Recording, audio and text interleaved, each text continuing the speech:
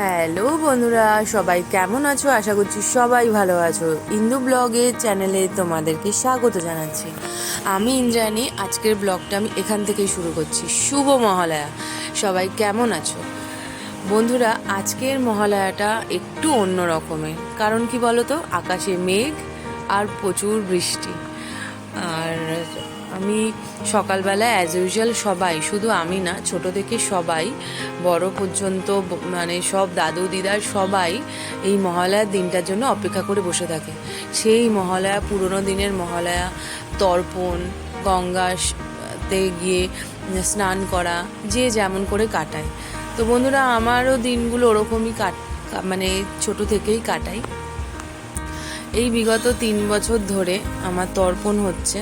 তর্পণ আমি করছি কারণ আমার বাবা নেই এখন, তা ওনার জন্যই তর্পণ।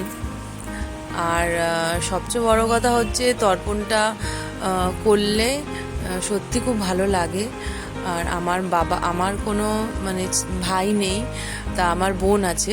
আমি আর আমার বোন মিলে আজকের দিনে তর্পণটা করে থাকি। তোমরা দেখো, আমার ছোট্ট একটা মিনি ব্লগ বলতে পারো। কেমন লাগলো আমাকে অবশ্যই কিন্তু কমেন্ট সেকশানে জানাবে। তোমাদের কাছে আমার প্রচুর প্রচুর রিকোয়েস্ট রইল, তোমরা কিন্তু আমাকে প্লিজ কমেন্ট সেকশানে জানিও যে আমার ব্লগগুলো তোমাদের কেমন লাগছে।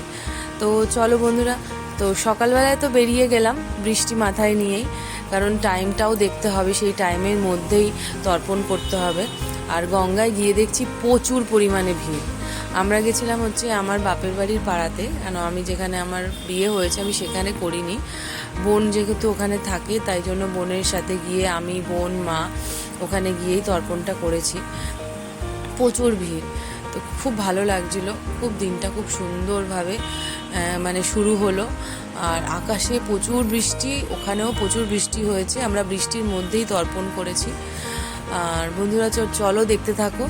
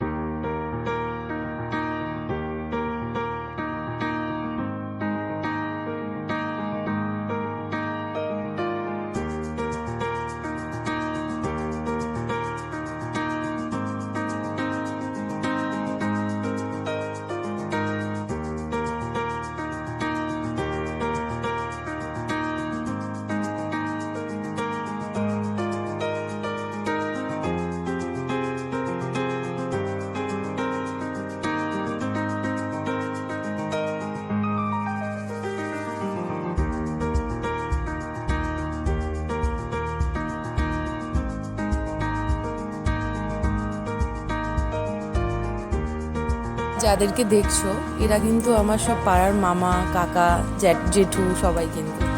আর ওই যে আমি নেমে গেছি, আমার বোনও একটু হাত দেখাচ্ছে। হ্যাঁ, ও সাঁতার পারে না, আমিও ওকে ধরে ধরেই নামলাম। ও দুজনে মিলে হাত ধরে নেমে স্নান করে তারপরে আবার তর্পণে এসে বসেছিলাম। এগুলো কিন্তু সব আমাদের পাড়ারই সব মামারা। হ্যাঁ, তো খুব ভালোও লাগলো, মনটা খুব খারাপও লাগছিল যে মানে ভারী হয়ে যায় মনটা একটু, বুঝেছো তো? কারণ বাবা তো থাকলে পুজোর সময় খুব ভালো লাগে। বাবা মেয়েদের কাছে খুব একটা অন্য রকমের জায়গা, তোমরা আশা করছি সবাই জানো। আর এই তর্পণের দিনটায় বাবা চাই যে সব সময়, সবাই বলে যে এই সময়তে আসে পূর্বপুরুষরা যারা চলে গেছেন, তারা হাতে জল খেতে আসে। তো আমি একটা বছর অপেক্ষা করে থাকি। আর সত্যি বলি যে সত্যি যদি এটা হয়ে থাকে, তাহলে যেন বাবাকে জল দিয়েও খুব শান্তি লাগলো। ঠাকুরদাদা, দাদু, এবছর আমার মামাও মারা গেছেন। কিন্তু আবার ভেবো না যে সবাই এখানে আমার মামা বা কাকা বা জেঠু, কিছু কিছু আছিলেন বাড়ির কাছাকাছি, যেহেতু আমি গঙ্গায় গেছি। তো এই পুত্র পিতাম ক্রিয়াম বলে জলটাকে ছেড়ে দিল। আবার 3 দিন চলছে।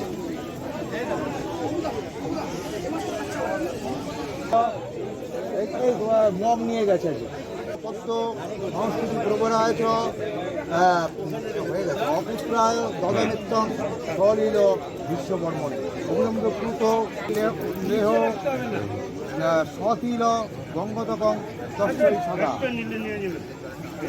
দেখো সকালবেলার অবস্থা, দেখো কি অবস্থা, কি জোরে জোরে বৃষ্টি হয়েছে। তোমাদের কিছু কিছু আমি এখানে তোমাদের দেখিয়ে দিচ্ছি।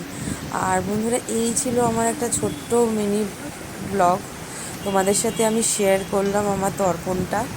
আর তোমরা কারা কারা এরকম করে দিনটা কাটিয়েছো আমাকে কিন্তু অবশ্যই কমেন্ট সেকশানে জানিও। কেন এইটা বেশি দূর বড় করিনি, কারণ এটা ছোটো ছোটোভাবেই একটু একটু করে ভিডিও করেছি। তোমাদের কেমন লাগলো অবশ্যই জানিও। ভালো লাগলে লাইক কমেন্ট শেয়ার করো, আর সাবস্ক্রাইব করতে কিন্তু একদমই ভুলবে না। বন্ধুরা, এখন তাহলে আমার ব্লগটা এখানেই রাখছি। দেখা হচ্ছে নতুনভাবে, নতুন রূপে, অন্য একটা ব্লগে। ততক্ষণের জন্য টাটা, বাই বাই। আর আমার পরের ব্লগটার জন্য কিন্তু তোমরা অবশ্যই আমার চ্যানেলটাকে কিন্তু সাবস্ক্রাইব করে রেখো। একটা দারুণ ধামাকাদার ব্লগ হতে চলেছে। তো দেখা হচ্ছে নেক্সট ব্লগে।